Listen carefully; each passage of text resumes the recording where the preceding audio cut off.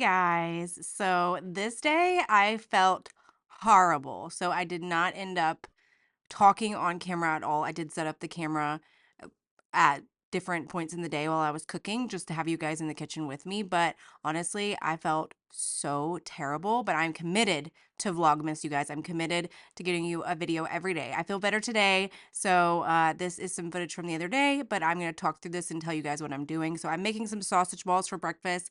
Sausage balls are the way I make them is just a pack of hot sausage, two big handfuls of cheese. It calls for 2 cups. I use two big handfuls.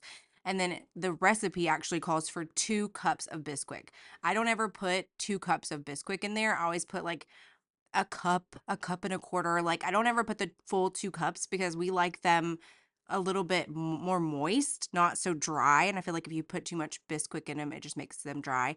And this is the way that my mom has always made them, and we've always loved them. So that's just the way I made them. And then I use my stand mixer to mix it all together. I used to do it by hand before I had a stand mixer, but now I don't have to do that.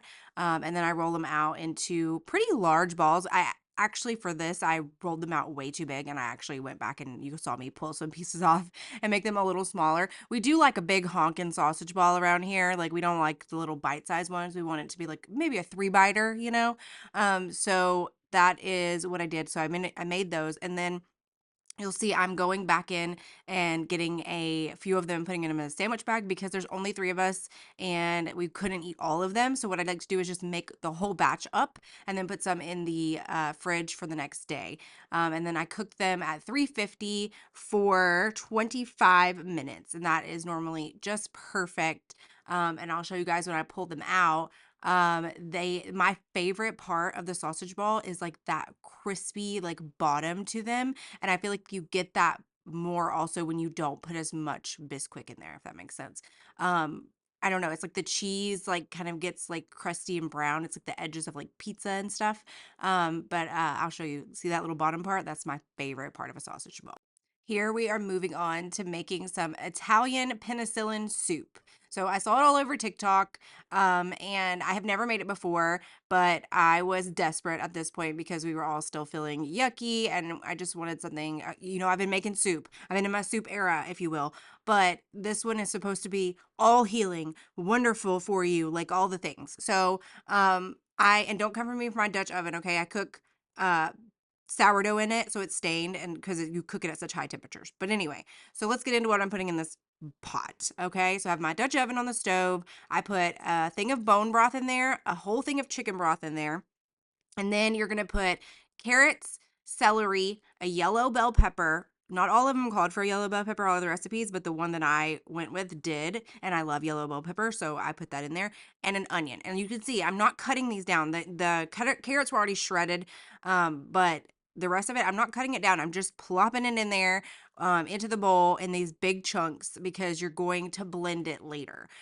So I do end up adding after the onion, I do end up adding some water as well because I just needed to dilute the broth a little bit and all that bone broth I put in.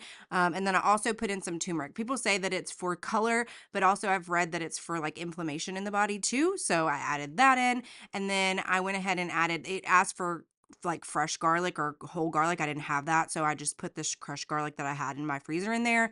And you know what? It was fine. So there I am adding the water, and then I am going to put this on to boil and let it boil for 30 minutes. And guys can see it was boiling quite vigorously.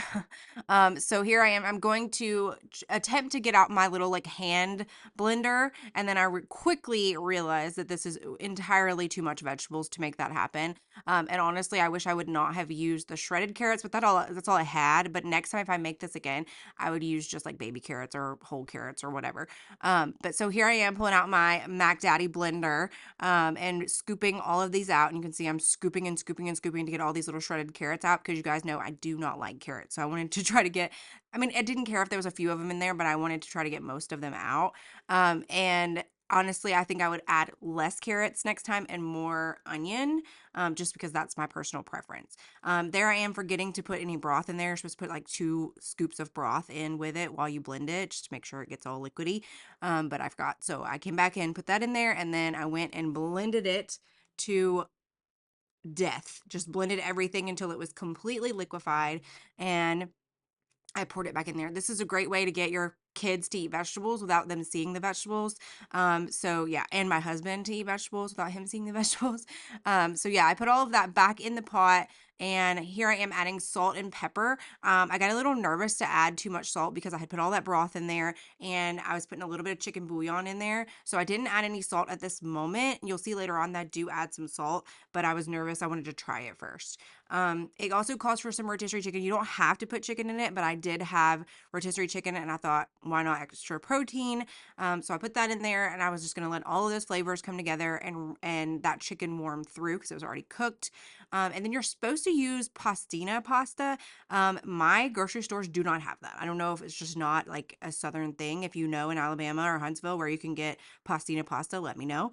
So people probably say this is not Italian penicillin soup because I didn't use pastina, but I used orzo. It's the smallest pasta I could find. Okay. Don't come for me. So my water was boiling, I went ahead and threw some mini baguettes that I had in the freezer from Trader Joe's in the air fryer. Those actually turned out to be really yummy. I'd never had those before, and they were really good. So here I am giving everything a taste, and I'm like, okay, it needs a little more pepper, a little salt. And I tasted again, and I was like, okay, it needs a little bit more chicken bouillon, which you guys know I love me some chicken bouillon. So honestly, probably could have just not added the water in the very beginning and wouldn't have had to add the extra seasoning, but everything worked out in the end. Okay. So then, while all of that cooked and the baguettes cooked, I got the pasta cooked, and then this is how you serve it up. So you're going to put your pasta in the bottom of your bowl. And then instead of mixing it all together like a soup, you're going to pour some of the broth over the pasta. And then you're going to top it off with Parmesan cheese. This is my favorite Parmesan cheese from Costco. And that's it, you guys. And it was so yummy. I did put the little baguette in there as well. But this was delicious. We'll make again.